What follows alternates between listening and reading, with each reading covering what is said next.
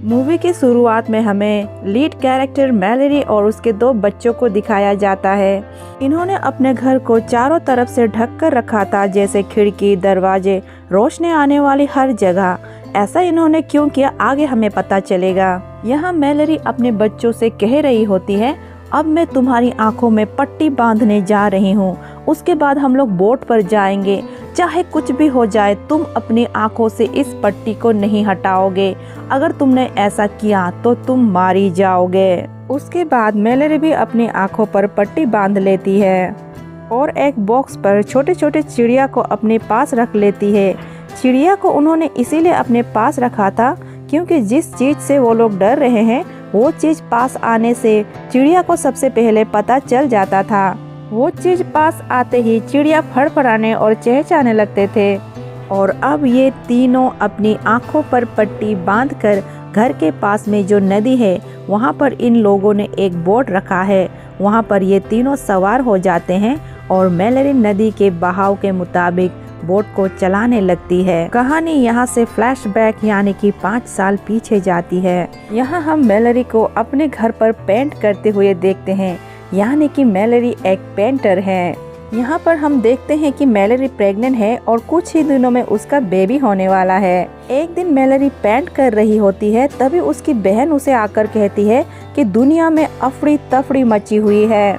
तभी दोनों बहनें टीवी पर न्यूज़ से उन्हें पता चलता है कि दुनिया में एक ऐसा वायरस आया है जिसे देखकर या फिर जिसे इन्फेक्ट होकर लोग सुसाइड कर रहे हैं और इसी वजह से बहुत सारे लोग मारे जा चुके हैं, लेकिन वो लोग इस बात को ज़्यादा ध्यान नहीं देती हैं। फिर ये दोनों बहनें मैलेरी के रेगुलर चेकअप के लिए डॉक्टर के पास जाते हैं। चेकअप के बाद अब मैलेरी जैसे ही वहाँ से निकलती है तो वो देखती है कि एक औरत जोर जोर से अपना सिर शीशे पर मार रही है, जिसे देखकर मैलेरी बहुत घबरा जाती है और जल्दी से जाकर अपनी बहन की कार में बैठ जाती है और वहां से निकल जाती है। रास्ते में वो देखती है कि लोगों में अफड़ा तफड़ी मची हुई है, लोग अपना जान ले रही हैं और साथ ही में एक दूसरे के ऊपर हमला भी कर रही हैं, यानी कि इस वायरस का असर अब इनके देश पर भी होने लगा है।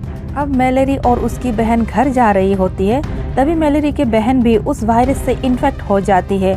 उसकी आंखें लाल हो जाती है, फेस का एक्सप्रेशन भी चेंज होने लगता है। वो परेशान सा होने लगती है और कार को एक्सीडेंट करने के लिए बहुत तेज़ी से चलाने लगती है। मैलेरी उसे रोकने की बहुत कोशिश करती है, लेकिन वो नहीं रोक पाती और कार पलट जाती है। मैलेरी की बहन की वहीं पर मौत हो जाती है। मैलेरी यह सब होते हुए देखकर बहुत घबरा जाती है। तभी पास ही के एक घर से एक औरत बाहर आती है और मैलेरी को घर के अंदर आने के लिए कहती है। इससे पहले कि वो औरत मैलेरी को घर के अंदर ले पाते, वो भी कुछ ऐसी चीज देख लेती है जिसे देखते ही उसकी आंखें लाल हो जाती है और वो परेशान सा होने लगती है, यानी कि अब वो भी इन्फेक्टेड हो चुकी है। यहाँ हमें यह पता चलता है कि ये जो वायरस है छूने से या फिर सांस लेने से नहीं फैलता है, बल्कि कुछ चीज देखने से फैलता है। जो भी इस चीज को देख लेता है वो अपना मानसिक संतुलन खो देता है और अपना जान ले लेता है। अब जो औरत मैलेरी को बचाने आई होती है वो जलती हुई कार में जाके बैठ जाती है और बुरी तरीके से मर जाती है। मैलेरी यह सब होते हुए दूर से हक्का बक्का होकर देख रही होती है और उसे कुछ समझ में नहीं आ रहा कि अब क्या करे, कहाँ जाए। तभी एक टॉम नाम का एक आदमी वहाँ आता है और मैलेरी को लेकर घर के अंदर जाता है। यह वही घर है जहाँ से एक औरत कुछ देर पहले मैलेरी को बचाने के लिए आई थी। उस घर में पहले से ही कुछ लोग मौजूद थे। वहाँ एक बूढ़ा आदमी भी था जो मैलेरी से कहता है, जो औरत तुम्हें लेने आई थी वो मेरी पत्नी थी। जिसे सुनकर मैलेरी को बहुत दुख होता है और मैलेरी उसे सॉरी कहती है। इसके बाद सब लोग अपने अपने घर कॉल करने की कोशिश करते हैं, लेकिन यहाँ शहर का जो नेटवर्क है पूरी तरीके से जाम हो रखा है, कोई किसी को कॉल नहीं कर सकता। उसके बाद ये लोग टीवी ऑन करते हैं, जहाँ से इन लोगों को पता चलता है कि शहर में जो वायरस फैला है वो पूरी दुनिया में फैल चुका है, जिससे आधी दुनिया की अपनी जान ले चुकी है और जो आधे इन्फेक्टेड लोग बचे हैं वो अपनी जान ले रहे हैं।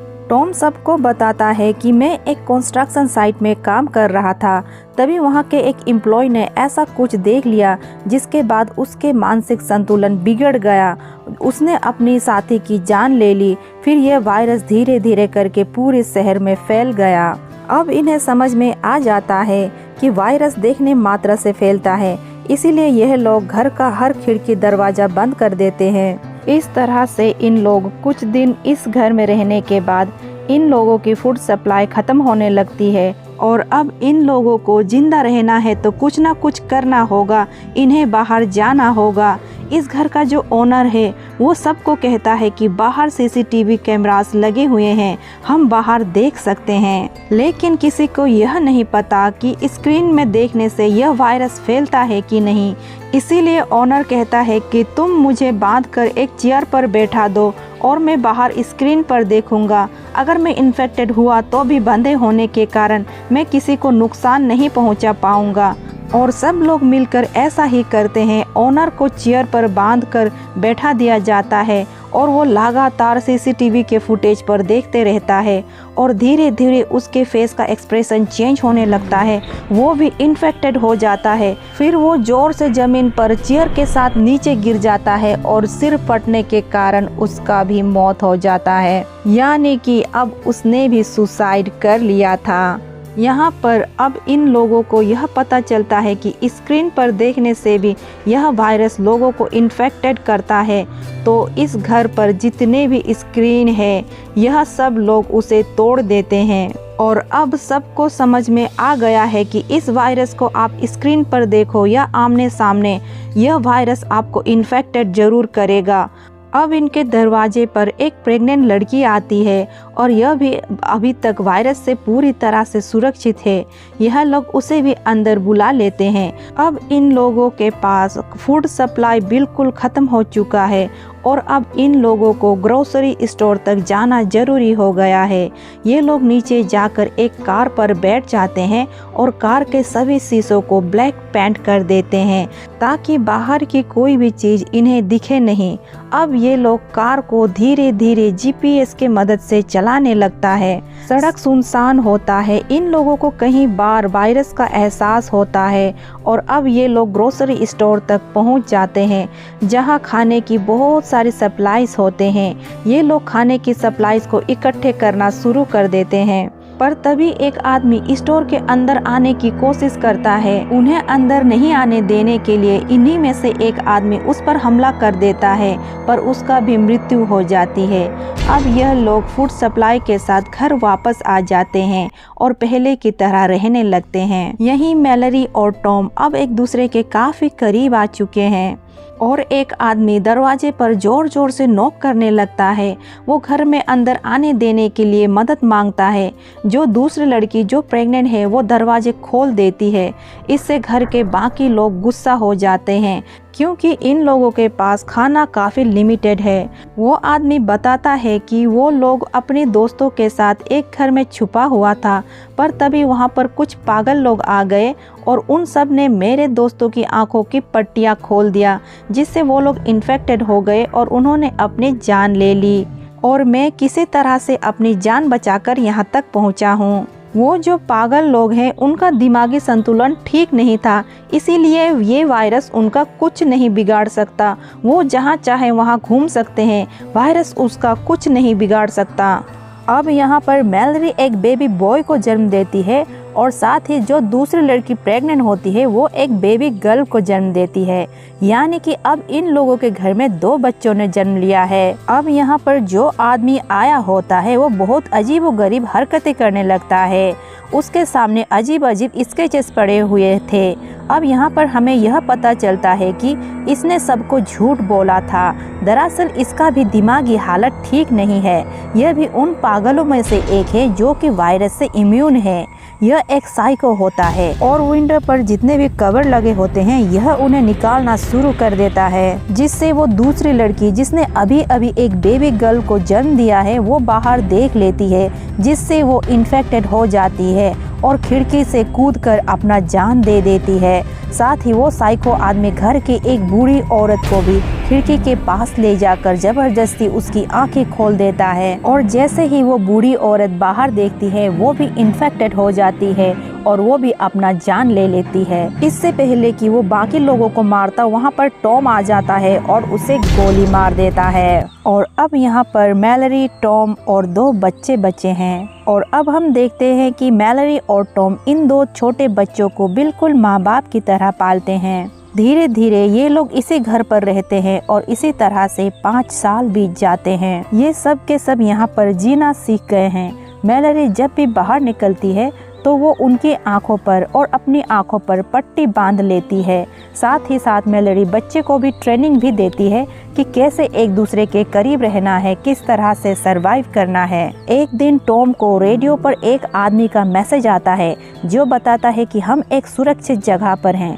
यहाँ पर खाने की बहुत बड़ी सप्लाई है और यहाँ पर वायरस का भी कोई खतरा नहीं है। टॉम बताता है कि हम 4 लोग हैं, हमारे साथ 2 बच्चे हैं, हमें कहाँ आना होगा। वो बताता है कि तुम्हें नदी के पार आना होगा। रेडियो में आदमी ने इन्हें वो लोकेशन बताता है जो यहाँ से बहुत दूर है। टॉम वहाँ जाना चाहता है लेकिन मैलरी नहीं जाना चाहती। वो टॉम से कहती है कि हो सकता है कि वो भी उन्हीं पागलों में से एक हो जिन पर वायरस का कोई असर नहीं होता हो। वो हमें अपनी जाल में फंसाना चाहता है। टॉम कहता है कि ऐसा नहीं है। उसे बात करके मैं समझ गया कि वो पूरी तरह से नॉर्मल है। हम पिछले कई सालों से यहाँ हैं, हमें लोगों की ज़रूरत है, इसीलिए हमें वहाँ जाना होगा।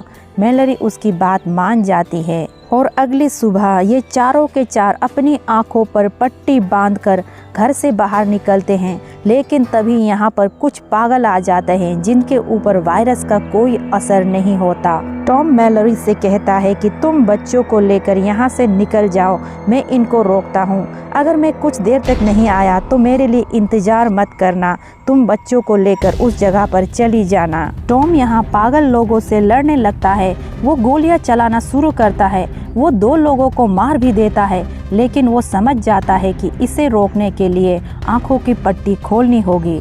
वो आंखों की पट्टी खोलकर सबको मार देता है। तभी वो इनविजिबल एंटिटी को देख लेता है जिसे देखकर लोग इन्फेक्टेड हो जाते हैं। वो भी इन्फेक्टेड हो जाता है और गोली मारकर खुद की जान ले लेता है। वहीं मैलरी को दिखाया जाता है जो घर के अंदर 2 बच्चों के साथ है। अब वो समझ जाती है कि टॉम अब इस दुनिया में नहीं रहा क्योंकि वो बहुत देर से वापस नहीं आया होता। मैलरी बहुत रोती है। अब वो बच्चों के साथ अकेली है और अब कहानी वापस प्रेजेंट टाइम में आती है जहां मैलरी बच्चों से कह रही होती है, अब मैं तुम्हारी आंखों पर पट्टी बांधने जा रही हूँ, कुछ भी हो जाए तुम इस पट्टी को नहीं खोलोगे। यह वही सीन है जिसे हमें मूवी के शुरुआत में दिखाया गया है। अब मैलरी दोनों बच्चों को लेकर नदी के किनारे तक पहुँच जाती है। तभी इन्हें एक आदमी की आवाज आती है, अपनी आंखों की पट्टी खोल दो। वो समझ जाती है कि यह भी पागल आदमी है। वो उसकी तरफ शूट करती है लेकिन वो आदमी मैलरी तक पहुंच जाता है। वो पागल आदमी उसकी आंखों की पट्टी खोलने की कोशिश करता है पर मैलरी उसे चाकू मार देती है और दोनों बच्चों को लेकर यहाँ से आगे निकल जाती है। और फिर हमें आगे का सफ़र दिखाया जाता है कि कितनी मुश्किल से ये लोग नाव पे सफ़र करते हैं। अब इन लोगों के पास फूड सप्लाई भी ख़त्म हो रहा है। मैलरी को फूड सप्लाई और कुछ सामान की ज़रूरत है, इसीलिए वो अपने दोनों बच्चों के कमर में रस्सी बांधती है और उस रस्सी का जो मशीन यानी कि बॉक्स होता है वो अपने पास रखकर एक घर की तरफ बढ़ती है। तभी वो इनविजिबल एंटिटी मैलरी पर हमला करके उसे परेशान करता है। मैलरी उसकी तरफ गोलियां भी चलाती है लेकिन वो हैं और मैलरी की बेटी उन्हें ढूंढने के लिए बोट से उतरकर जंगल की तरफ बढ़ती है। तभी उनके सामने इनविजिबल एंटिटी आती है। वो उसे छूने ही वाली होती है कि तभी मैलरी रस्सी खींच लेती है। रस्सी को खींचने से उसकी बेटी वापस उसके पास आ जाती है। मैलरी कहती है, मैंने तुम्हें कहा था ना कि बोट से नीचे मत आना। उसके बाद मैलरी अपनी बेटी को लेकर वापस बोट पर आती है और अब ये तीनों के तीनों आगे बढ़ना शुरू करते हैं। मैलरी खुद को और अपने बच्चे को ब्लैंकेट से पूरी तरह से ढक लेती है। और फिर अचानक से पानी में तूफान आने लगता है। पानी की रफ्तार बहुत तेज होने लगती है। अब ये लोग उस जगह के बिल्कुल करीब पहुंच चुका है जहां इन्हें पहुंचना है, लेकिन इस जगह से गुजरना सबसे खतरनाक है। तभी हम देखते हैं कि पानी की तेज बहाव की वजह से बोट उलट जाती है और दोनों बच्चे पानी में गिर जाते हैं। फिर मैलेरी काफी मशक्कत के बाद उनकी आवाज से उन्हें ढूंढ लेते हैं और अब पैदल। अब तुम्हें अपनी आंखों से पट्टी हटा देनी चाहिए, अब सब कुछ ठीक हो चुका है। वो अपनी आंखों से पट्टी हटाने ही वाला था कि तभी वहाँ पर मैलेरी आ जाती है और अपने बच्चों को लेकर आगे बढ़ने लगती है। पर वो इनविजिबल एंटिटी अब लगातार इनका पीछा कर रही है। पर मैलेरी पूरी हिम्मत से आगे बढ़ते हुए उस घर तक पहुंच जाती है जहां से इन्हें कॉल आया था। वो जोर जोर से दरवाजा खटखटाने लगती है और कहती है कि चाहे तो मुझे अंदर आने मत दो, लेकिन मेरे बच्चों को बचा लो।